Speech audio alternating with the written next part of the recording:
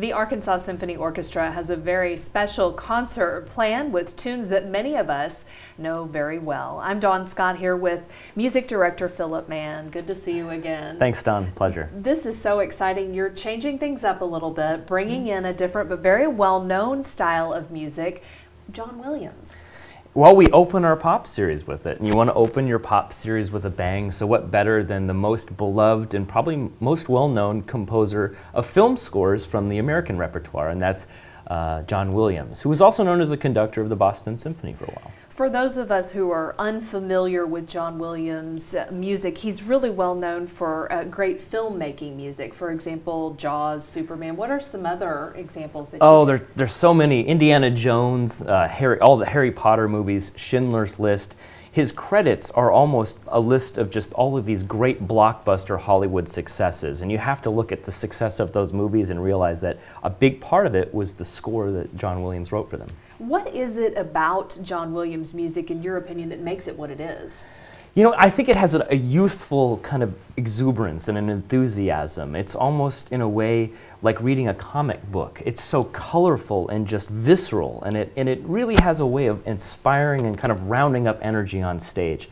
I can tell you that a lot of musicians and orchestras across the world decided to become musicians based on what they heard in a John Williams score. Is it the music itself, do you think, or movies like Star Wars, the famous scene in Jaws that we all know of?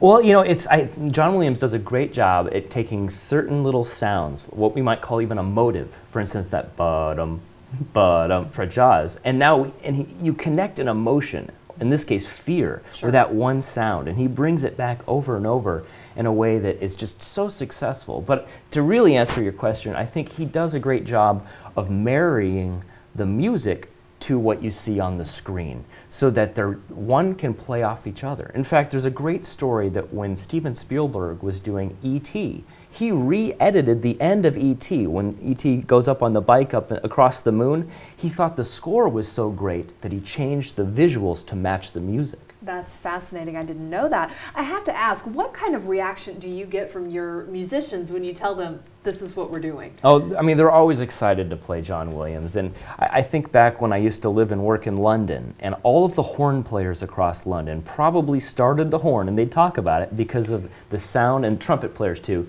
from Star Wars. That rousing, the Rebel Legion, all of these things, and going off and fighting the Imperial forces at the Death Star was to attune to the soundtrack of the London Symphony Orchestra. And we owe an entire generation now in England of brass players that got excited and took up the instrument because of that. So, of course, whenever you mention Star Wars, you have to expect that there may be people who show up dressed in Star Wars gear. Do you welcome this at the Symphony? Absolutely, and I think we'll really encourage it, and we may even have a contest or something. Who knows? Last year we had a parade across stage and had so many that we almost had too many to get everyone across stage. The 501st Regiment and the Rebel Legion were all there. We had an R2-D2 that I could actually talk to, and it would follow me around stage. So we would certainly encourage people to come in full costume.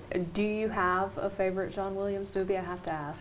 Well, I think you have to go back to Star Wars. It really is what made it for John Williams, and he wrote so many great things, even television soundtracks, things like the Olympic fanfare that we all know, certain network news themes. He really has almost become ubiquitous. He's part of the fabric now of American music.